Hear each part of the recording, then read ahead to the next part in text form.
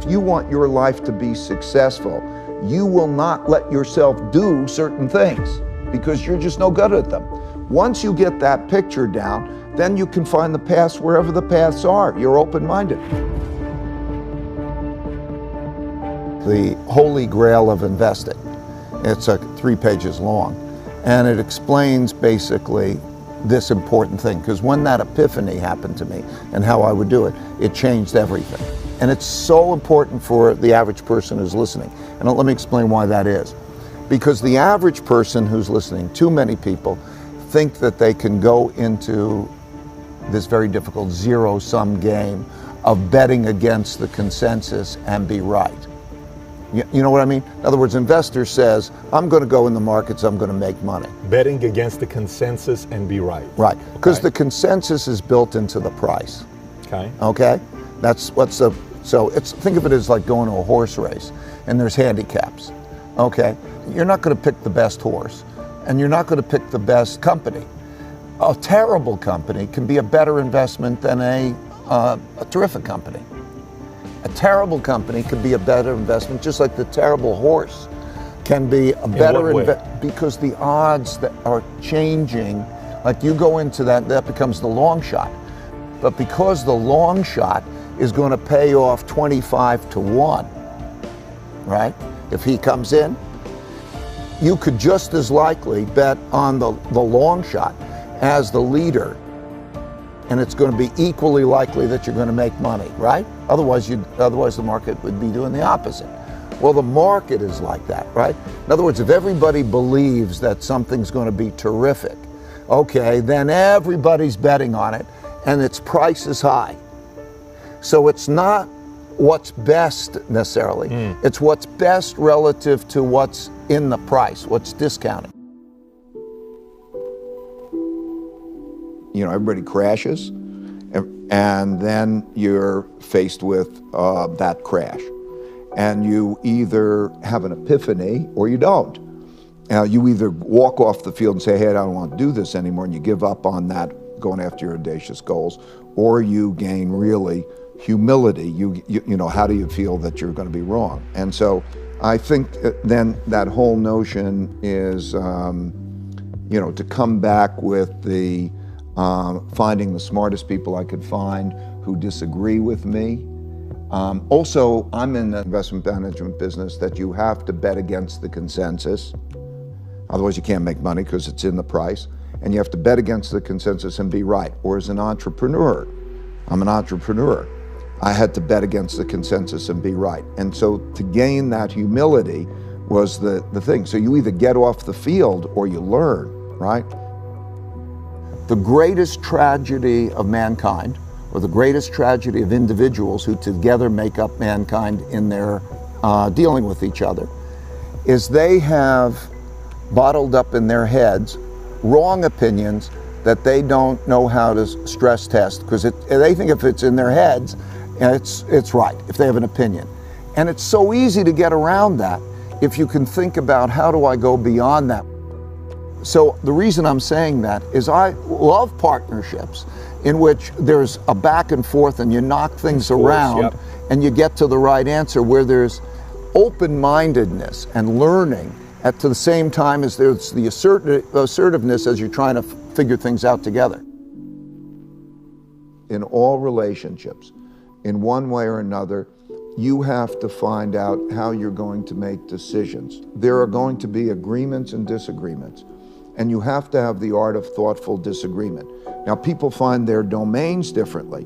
Maybe somebody says, oh, okay, I'll take care of these things and you take care of that. I don't know. Some people, you know, the traditional household might say, okay, I'll take care of making the money out, and the man goes out and he makes money in the world. And then one woman says, I'll take care of the kids. We're not there anymore. But each role, I'm trying to say, in some way, you have to find out how to do the art of thoughtful disagreement. And it makes sense. And then also knowing what's good, what you're good at, and what you're not good at. It's a good thing to know what you're good at and what you're not good at. Meditation is the biggest gift that I can give anyone. And I would say more than anything, it is whatever reason for success I've had. Because it allows one back to the two U's, I'll clarify. What I mean is that in your mind, we think, what do you want? And the reality is, when you look at the neuroscience and psychology, that there are different parts of your brain that want different things. And so in the simplest sense, there is the logical part of your brain that you're conscious of, it's called the conscious, and you think you're being logical and you want to make those decisions.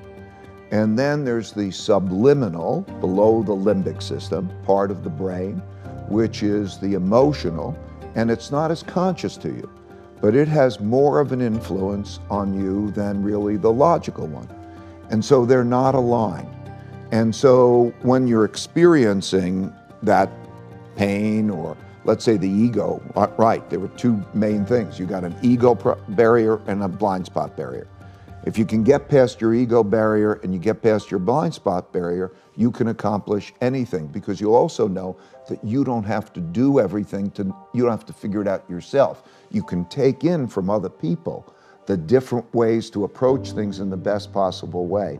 And so the realization that we all are really struggling with ourselves, and to think which is in control.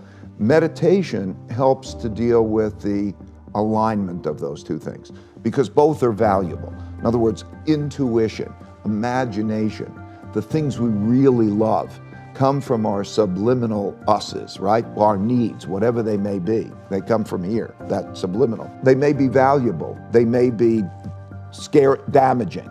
You don't know the difference. And so when they come up and you're looking at those with your logical mind and you can align those things, you're probably in good shape.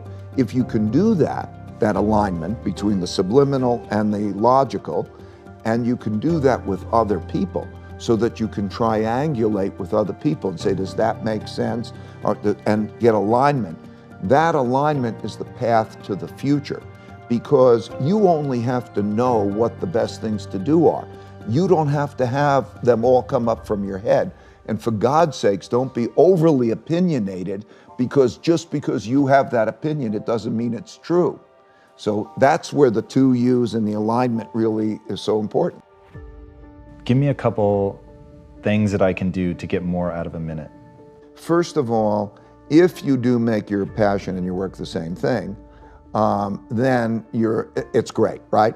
Because your passion, whatever it might be, you're a painter or you're an entrepreneur and whatever that is, and you find that more enjoyable than going to a ball game, let's say, then that becomes a passionate thing. That's one thing. Second, to know how to work with people who can do things really well, to get the most leverage out of people, okay? Third, how do you get yourself really, what are the right work habits? Anyway, there's a whole bunch of those kinds of things where how do I, what you say, how do I get it done without me doing it? Who's the best to do it, and how do I get it? And all of a sudden you open yourself to all different possibilities of how you can do that, right? No time. Struggle well, or tough love. Okay, I put those words together because that exemplifies the fact that people don't think they go together. And so if you start to realize struggling well is what will get you what you want, okay, rather than avoiding struggle, that's what I'm trying to convey. And so if you realize that, then you will go to the struggle. You won't be averse to the struggle. And you will think, and then under that in the book, I wrote all these different ways of what it means to struggle well, okay? How you have thoughtful disagreement, how you listen to maybe you're not good at that or not, how you learn, how you navigate all the ways through that so that you get stronger. Because if you don't struggle, you won't get stronger, okay? So struggling well, go above it, okay, struggling well, a big element is to go above your struggle, just like you did. You look back and say, okay, am I struggling well, rather than be in it and doing those things. So there are a lot of different ways of how to struggle well, But if you know, okay, that struggling is a good thing. Okay, if you want to be strong, it's a good thing. If you worry, you don't have to worry. And if you don't worry, you have to worry. Okay? Because what I mean is, if you're worrying about what can go wrong, chances are you will create the protections against that thing going wrong, and therefore that's good. And if you're not worrying about the things that are going to go wrong, then they'll probably, the things you never expect are going to come and hit you. Okay? And so it sounds counterintuitive. If you worry, you don't have to worry. And if you don't worry, you better worry. But what it means is that process of, okay, go to the thing, go to it, and enjoy it. View these things as puzzles. Your personality will change. You'll enjoy it, okay? Because life is a puzzle. It's a going through the jungle.